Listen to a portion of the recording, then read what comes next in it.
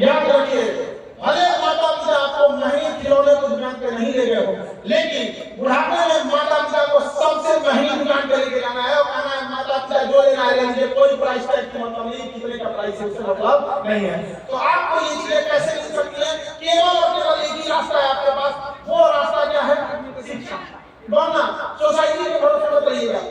गरीब इंसान के पास भले अच्छे कपड़े हो ना हो, लेकिन एक बेजुबान पुतला जो कपड़े की दुकान पर बाहर टंगा होता है, वो गरीब से बेहतर कपड़ा पहन के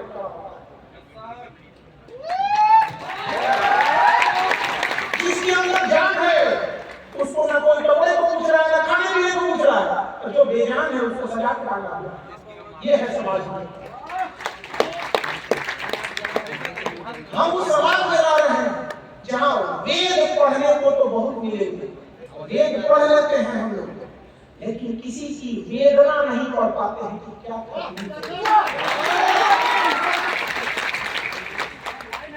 और इस वेदना का शिकार कौन होता है? आप लोग, बच्चे लोग। यहाँ जो सफल कैंडिडेट है अपने दिल पे हाथ रख के पूछिएगा कितनी तकलीफ झेल के आप यहाँ पहुंचे। स्टूडेंट की जेब खाली होती है, स्टूडेंट का जेब हमेशा खाली रहता है। क्या भरा होता है? उसकी आंखें भरी होती है। कभी उस सपनों से कि मुझे माँ बाप की गरीबी दूर करना है, समाज का नाम रोशन करना है, उन सपनों से आंखें भरी होती हैं। और कभी सिस्टम के कारण टूटे हुए उन सपनों से, आंसुओं से उसकी आंखें भरी होती हैं। एक स्टूडेंट का तकलीफ समझने वाला कोई नहीं है। कोई समझ सकता है तो केवल आप, और आप अपने आप को झोंक दीजिए उस समाज को दिखाने के लिए कि हम हर चीज कर सकते हैं। जब 6 हथौड़ी से कोई पत्थर पहाड़ तोड़ सकता है तो आप एग्जाम नहीं तोड़ सकते हैं क्या? अपने आप को कभी भी कमजोर मत समझिएगा। हर एक स्टूडेंट को कहते हैं कभी भी स्टूडेंट को अपने को कमजोर नहीं समझना चाहिए। मेहनत का भरोसा इतना रखिए कि इसका कोई हद नहीं, लेकिन आपकी सालों की मेहनत को कोई बस 2 घंटे की परीक्षा में जब जज करने लगता है और उस परीक्षा को जब कभी लीक कर दिया जाता है, कभी एग्जाम पोस्टपोन हो जाता है, तो ये बहुत दुख होता है।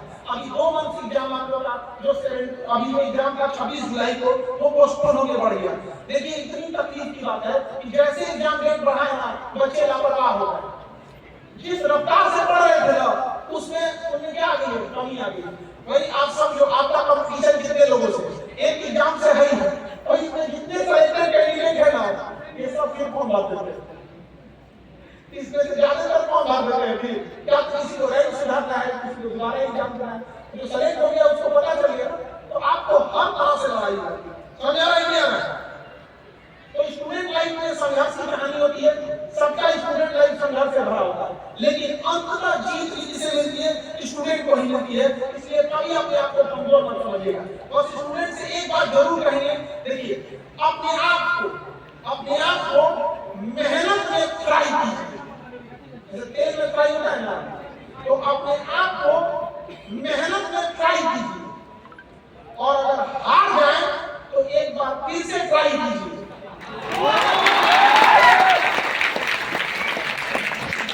और अपने अंदर के कॉन्फिडेंस लेवल को हाई कीजिए। सफलता एक दिन में नहीं मिलती है, लेकिन एक दिन जरूर मिलती है। इसलिए अपने आप को कभी कमजोर समझने की कोशिश नहीं करना। कितने बच्चे आए हैं आज का दिन हमारे लिए नहीं, आज का दिन जो कैंडिडेट सफल हो गए हैं, आज का दिन उनके लिए। तो आज हम ज्यादा नहीं बोलते हैं, पहले उनको स्टेज पे लाएंगे कि जो लोग आप लोगों को सफल हुए। इसमें बहुत सारे बच्चे ऑनलाइन जुड़े, बहुत सारे बच्चे ऑफलाइन जुड़े, कुछ बच्चे एस्ट्रीम रैंकर से जुड़े, बहुत सारे ऐसे बच्चे हैं जो हम लोग के पास जो बोर्ड मेंबर थे उनके अनुभव से इंटरव्यू और गाइडेंस प्रोग्राम से जुड़े थे। उन सारे बच्चों का स्वागत करते हैं हम यहाँ पर। और अभी तो कुछ ऐसे भी बच्चे मिले, अभी एक सीमान की मिली गई, बताइए सर, वो जो आपका लीक वीडियो आ जाते थे, ऑनलाइन जो फ्री आ जाता था, उससे पढ़ लिए और नोट्स बना के सेल्फ स्टडी किए। ऐसे बच्चों को सैल्यूट करते हैं, क्योंकि there is no any substitute of self study.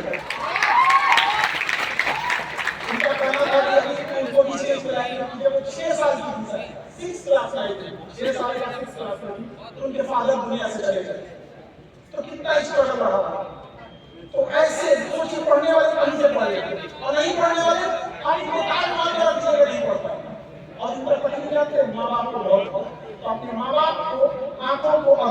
मत छोड़िएगा।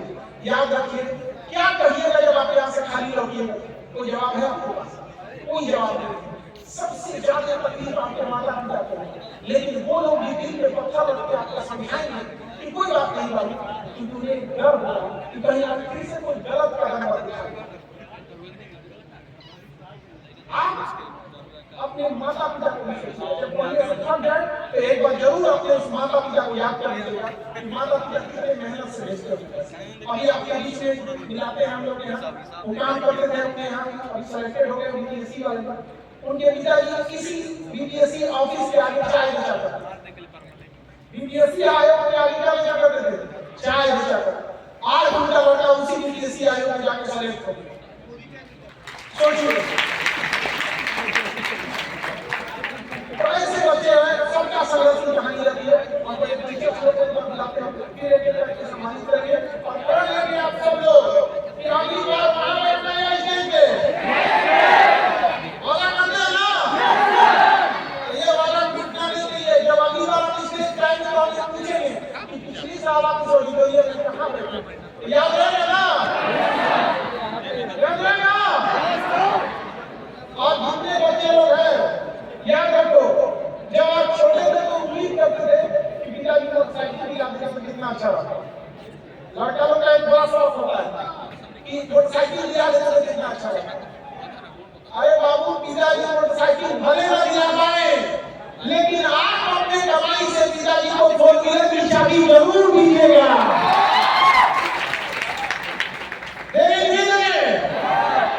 और लड़की लोग, ये दिया जमाना जब 4 व्हीलर दहेज में देने के लिए लिया जाता था। अब हमसे पूछिए पिताजी, भैया हमको कौन सा 4 व्हीलर चाहिए, हम दिला देंगे। और जब तक नहीं दिला पा रहे हैं, क्योंकि आपको ईमानदारी से काम कर रहे हैं, तब तक अपनी सरकारी गाड़ी में घुमा दीजिएगा।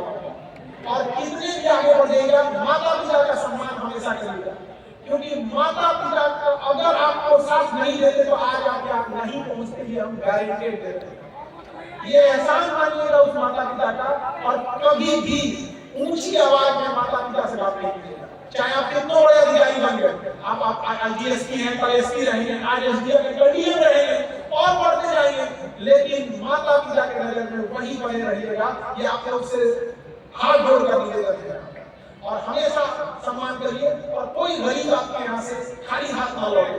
और याद रखिएगा मेरी एक बातों को कि माधव मतलब ईश्वर, भगवान अल्लाह, तो माधव के बारे में कहा जाता है कि मानव सेवा ही माधव सेवा है। मानव की सेवा करेंगे तो माधव की सेवा अपने से हो जाती है। पता नहीं किस रूप में आकर नारायण मिल जाएगा। आप ईमानदारी से काम करेंगे, क्या पता आपके ऑफिस में कोई फरियादी गरीब का रूप लेकर आपसे फरियाद लेके आया, और आप जाने अनजाने मानव समझ के उस माधव की सेवा कर चुके हो, आपको पता ही नहीं चलेगा। तो उस लेवल के ईमानदारी से आप लोग को जाना है, ताकि वहां आप समाज कल्याण, परिवार